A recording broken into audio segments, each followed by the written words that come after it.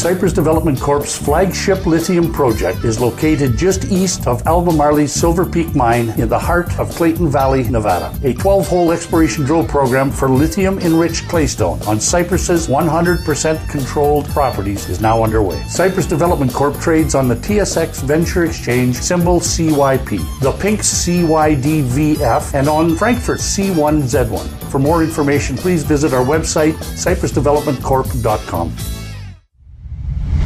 You're listening to HowStreet.com radio, available online at TalkDigitalNetwork.com. Welcome to HowStreet.com radio, the online source for market opinions. Here is Jim Goddard. My guest is Chris Vermeulen from thetechnicaltraders.com. Welcome back to the show, Chris. Thanks for having me on the show, Jim. Natural gas, you don't really think about it much in the summertime when it's so hot, yet what's happening with it? Well, natural gas, it had a really nice move the beginning of, or I guess after the February crash. We saw a nice, strong climb, a steady climb up in price. It's poked above the $3 mark back in June, and since then it's kind of rolled over, create a little topping formation, and it's been selling off kind of day after day for the last about a month or so. And we're finally getting down to a point where natural gas has I think it's had most of its downside move has been kind of washed out in the market. Price is finally down to a high volume support area, a level in the chart that previously acted as resistance and then became support. And there's a lot of volume that's traded there. So price has come down and touched that level last week. As soon as it did, we saw a very strong bounce in natural gas, and natural gas has kind of fallen back down to test those levels. And I was talking with subscribers about this because I like natural gas as a swing trade here to the upside because it's starting to show all the signs and lots of technical indicators are starting to come together for natural gas to start to firm up here and start to have a very strong bounce where we could have a very strong 3 or 4 day rally in natural gas, big green up bars in price. And it more or less natural gas is primed and ready for that pop. And some of the technical indicators that are forming those, this kind of analysis are simply, I use cycle analysis. So we've got several different time frames of cycles coming together showing we should bottom more or less this week or next week. We've got price starting to show instability where we have a strong rally, a big gap down. That means bulls and bears are fighting at this support level. That means that this is a support level because the price is starting to chop around as traders start to struggle for control.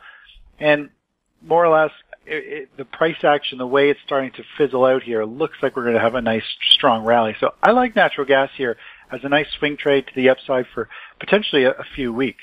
We'll have more with Chris Vermeulen right after the break.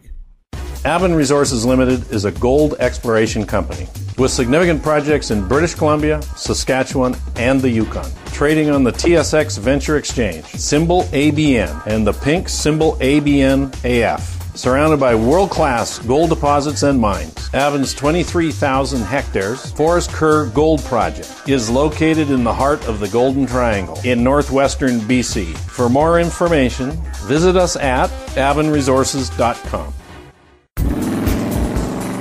I'm Kelly Jennings, CEO of Powerband Solutions.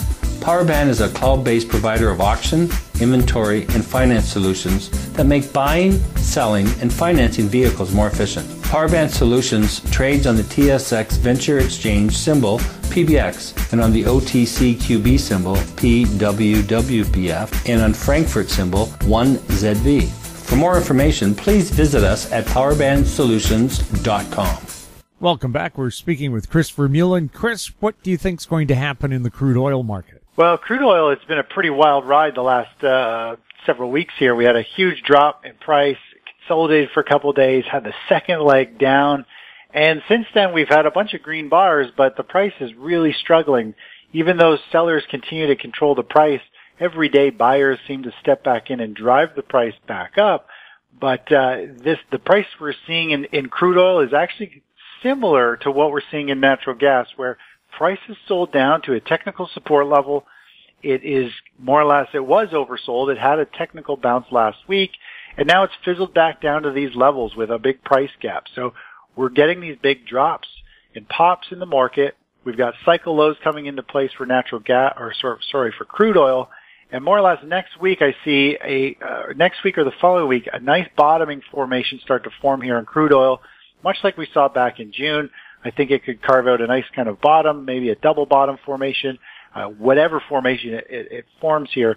When it does break to the upside, it should have a lot of power to it, and we could get a very strong rally back up to that 74, maybe take that $75 level again. So looking forward another week and a half, I think we've got an opportunity for crude oil to put in a bottom, potentially start to leg into a position, and once it starts to break out and rally, then you can add to the position, and I think 75 is going to be the next kind of upside target for that before it runs into some overhead resistance.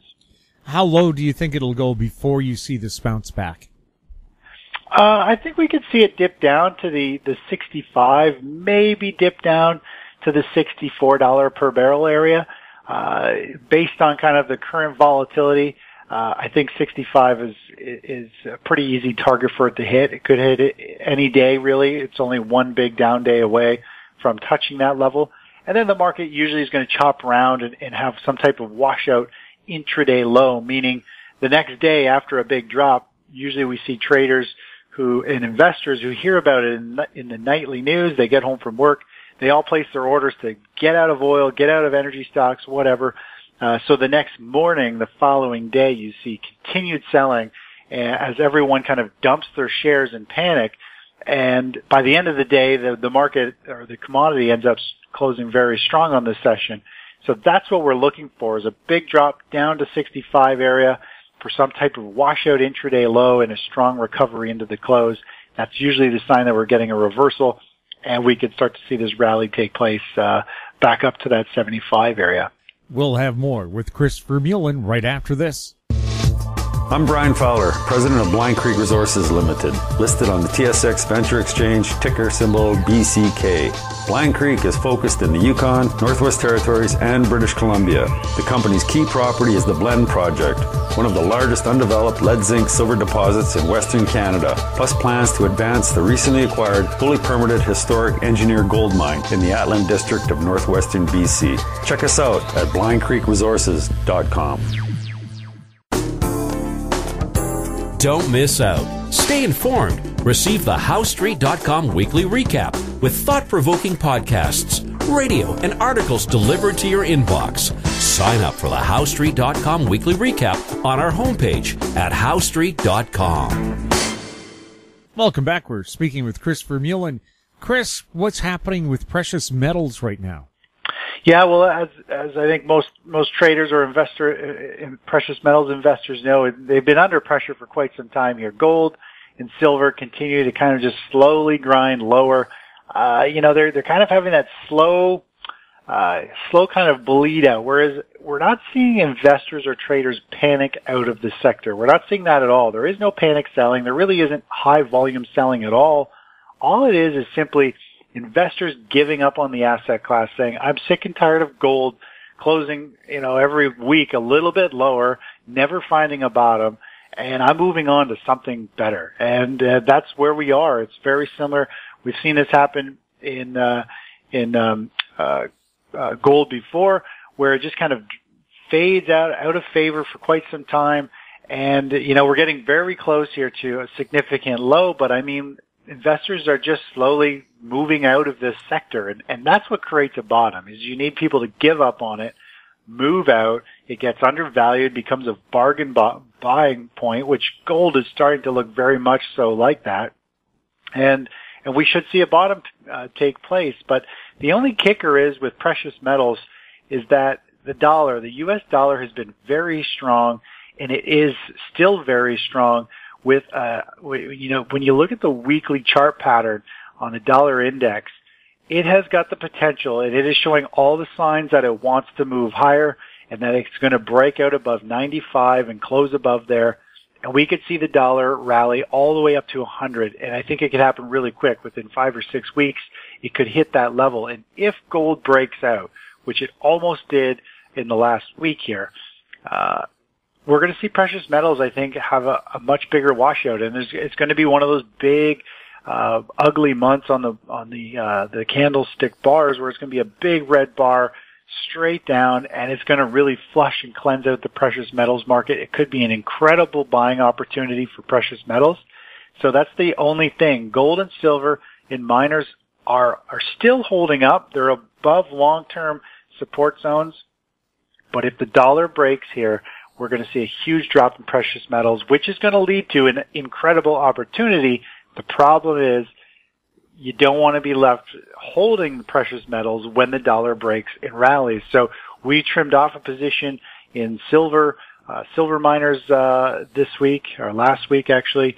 And, we're just kind of lightening our load. We want to see which way the market's going, because the precious metal sector is on the verge of a huge move, and we don't want to be caught on the wrong side of it because the dollar looks extremely strong here. Is there any explanation for the huge drop in copper prices? I'm not sure why the reason of copper. I don't follow copper at all for trading, but yeah, it has had a significant drop. It's broken significant support levels. And more or less, it looks oversold, and it's tagged a support level from back in 2017, and it has a bounce this week. But I don't follow copper, so I'm not too sure what would cause the big drop in that metal.